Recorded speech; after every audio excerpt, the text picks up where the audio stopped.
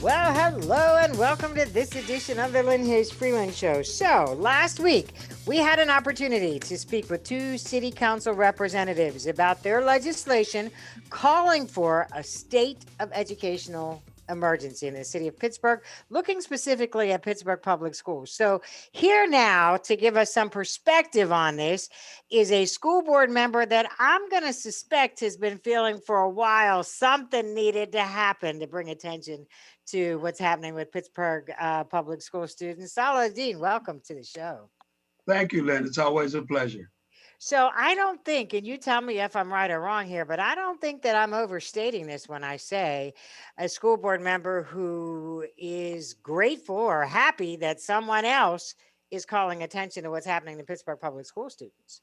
I am indeed glad to see the city step in and get engaged. The whole city has to become engaged in this conversation because it's going to take the whole city to change the outcomes for children in public school. And so I was pleased to see two city council members get engaged. I hope more will become engaged because there is an emergency. There is an educational emergency, especially for Black children in Pittsburgh public schools. And if we don't step in and do something to turn it around, it may never get turned around. I mean, this is kind of like the rallying cry that you've been crying for a while. It seems as if the pandemic and should they be in school, shouldn't they be in school, should it be virtual or not, brought this to a head recently. But this is something that you've been saying for a while. We were at an emergency level before the pandemic, and children were falling way behind, especially in reading and mathematics. And and now that they stepped in and closed the schools last March, and it took the school district quite a while to catch up with computers and internet access, and it's taking an even longer while for parents to be able to help their children with their schoolwork. Parents are out out working, trying to put some food on the table and keep a roof over their head. They don't have time uh, for this, so it is an emergency that requires a response from the whole community.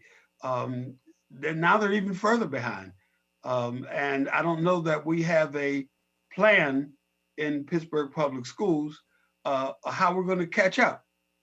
That's what the emergency is.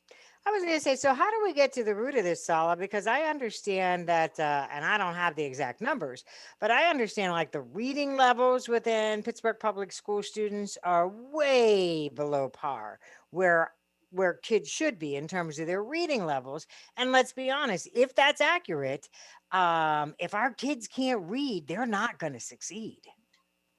If they can't read, then they can't do mathematics. And if they, because all the mathematical problems are written, you have to be able to read to understand the problem. Right.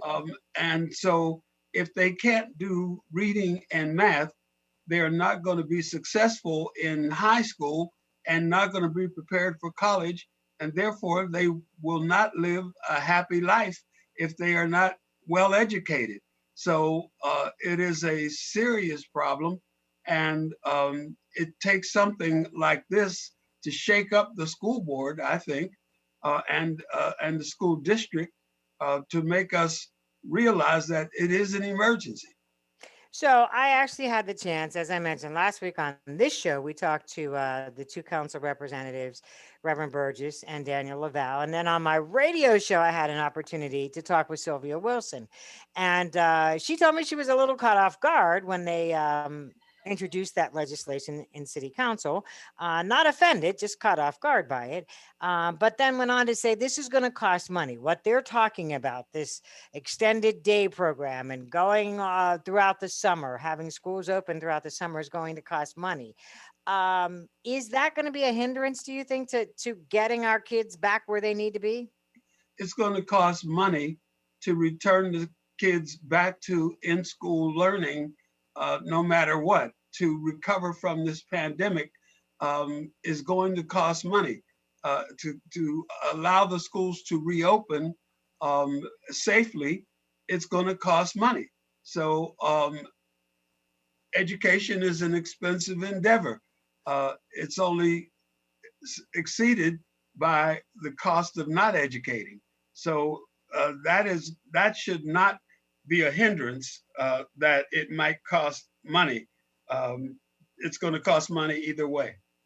So where do we start then, Sala? I mean, I know that Daniel Lavelle and Ricky Burgess said to me that I know they were supposed to have in-depth conversations in council meeting this past week, and then they were talking about having some public forums in the community.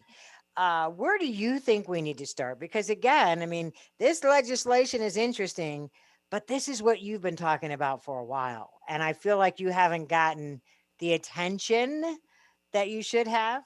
I have not gotten that attention. Quite frankly, I haven't gotten it from my colleagues on the school board. They don't consider this the quality of education, the poor quality of education, to be a high priority, and that's where I think it has to start. It's not going to change fundamentally until the board itself considers the quality of education of all public school students, as a matter of fact, not just Black students, a seriously high priority, and take the steps necessary to make the changes that we need to make to turn it around. It's not gonna be easy. The churches have to get involved, the corporations have to get involved, the foundations have to get involved, but most importantly, we have to change the way parents are engaged in education. Now, I know it's difficult for parents who are working, who have other siblings to take care of in the house, but it requires all hands on deck to solve this situation. And I'm glad that Councilman Lavelle and Councilman Burgess pulled the trigger on this. You know, there's not a good relationship between the school board and city council, Right. going And back that's historic. years. Let me That's get historic. let me get you to hold that thought. We'll pick it up right there. I got to take a quick break. We'll come back and we'll start right there. Okay. All right. Our conversation with Sala Udin continues. We have a lot more to talk about. Don't go away.